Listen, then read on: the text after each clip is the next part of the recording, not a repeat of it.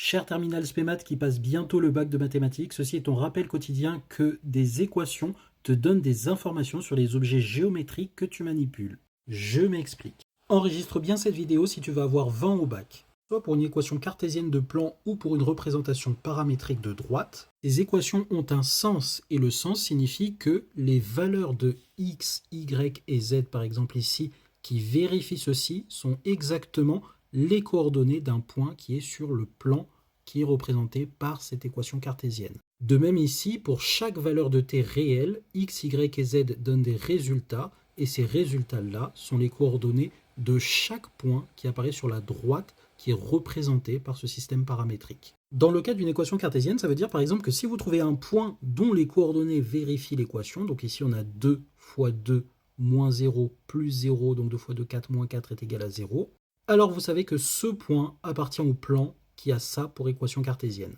Et de même, si vous remplacez t par n'importe quel réel, par exemple ici j'ai remplacé t par 1, ce qui me fait 2 plus 5, 7, moins 1, moins 2, et ici 0, 0, eh bien vous obtenez un point dont vous savez qu'il appartient à la droite qui est représentée par ce système paramétrique. Et inversement, quand vous voulez démontrer qu'un point appartient soit à ce plan, soit à cette droite, vous devez montrer que les coordonnées du point vérifient cette équation.